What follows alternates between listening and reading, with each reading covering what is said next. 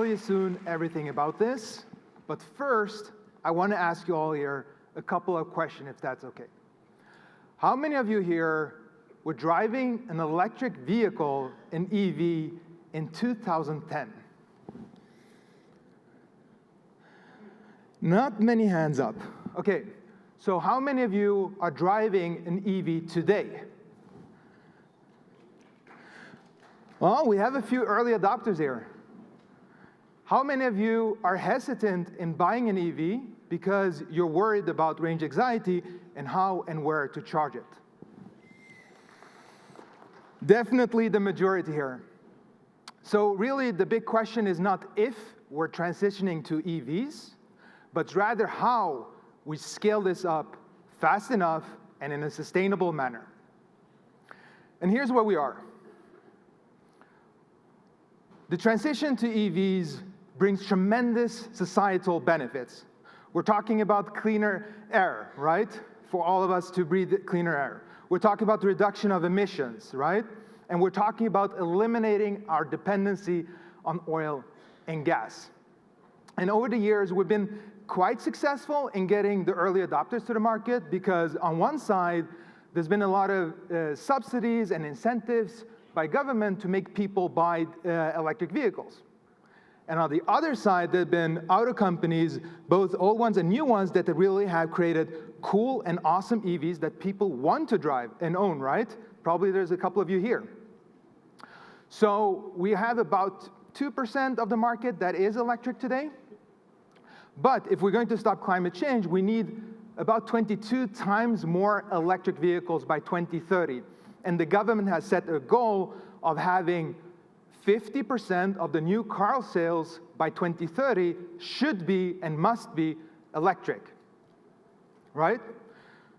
And if you consider now that we have the highest oil prices in 40 years, the gas prices, I think everybody here, as well as companies that operate, trucks and buses and cargo vans, can't wait to make this transition fast enough. But we need to think something differently. We need to reimagine things here. Because right here and right now, this is the opportunity of rethinking the future of mobility.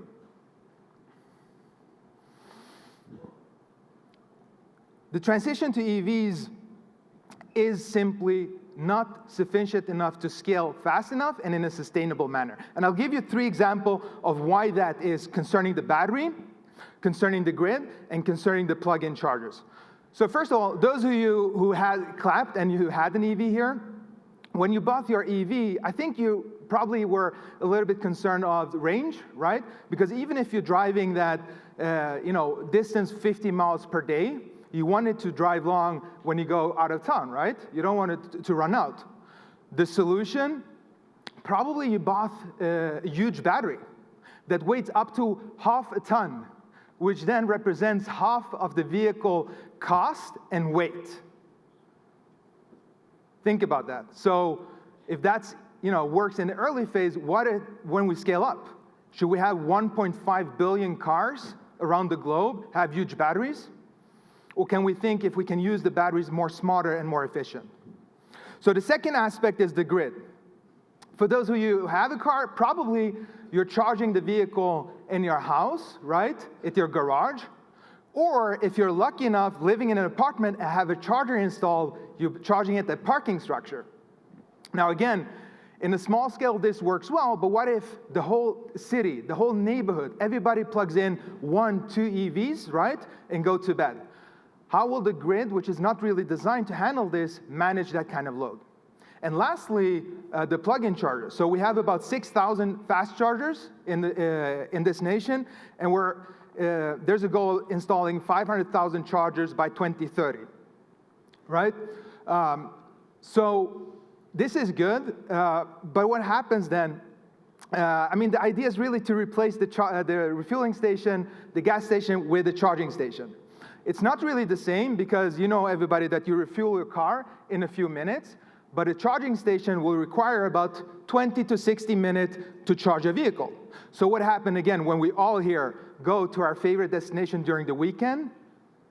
and we need to charge a vehicle, right? So we'll have either very long waiting times, or we need a lot of land to deploy those chargers. So all of these things, all these challenges concern to the challenges with lack of infrastructure. What if we can rethink things, right, and do things differently? What if we can reinvent existing infrastructure? Infrastructure that's in every city and between every city, that's already out there. What if we use the roads you drive on to charge your vehicles while you drive, wirelessly? This is how we do it. 4 inches underneath the road, we deploy these coils. Each coil is then connected to the electric grid. Your vehicle will have a receiver attached underneath the vehicle. So what will happen is that the road will transfer energy from the grid directly into your battery while driving. So think about it. When you're running errands, when you're driving to work, on your holidays, you're charging while driving. And not only while driving, because wireless charging can be deployed in parking lots, in bus stops, in taxi queues, really anytime and anywhere. And this is really what we need to scale up. So I asked you before, who drove an EV in 2010, right? Not many of you raised your hands. But back then, I was studying the transition to electric roads and wireless charging in my PhD studies. And maybe some of you have noticed from my accent that I'm not from Midwest here, and I'm from Sweden. So in 2019, I was part of deploying the first wireless electric road system in the world in Gotland in Sweden. So I just want to make sure that you know that this is not science fiction, like they told me when I was doing my research. This isn't 50 years in the future. This is right here and right now.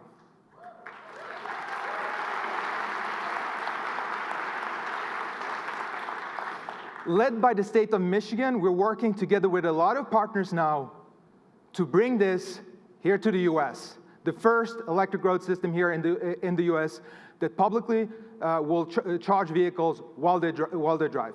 So next year, we'll install in the historic Michigan Central, here in the city of Detroit.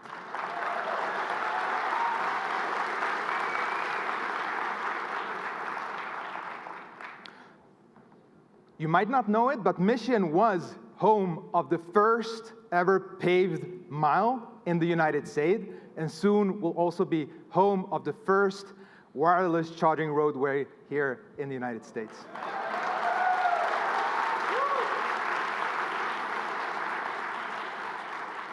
So let me be clear.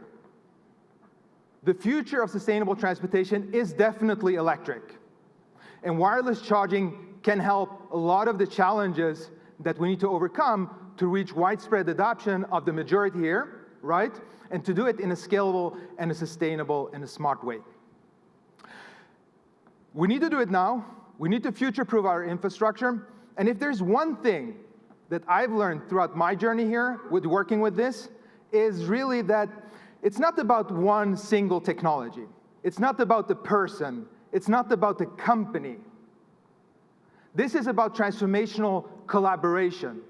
This is really about collaboration over technical interfaces, those boundaries that has existed over a century. And you can only do that by having collaboration between the public sector and the private sector, between incumbents on the one side, like car manufacturers and utilities, and on the other side, innovators, like the companies that create these new charging infrastructure solutions. Yeah, and then really, this is about the dreamers and the doers getting together, creating the future of infrastructure and a sustainable world today. So it brings me great pleasure and pride that we are doing it here in the Motor City. Thank you.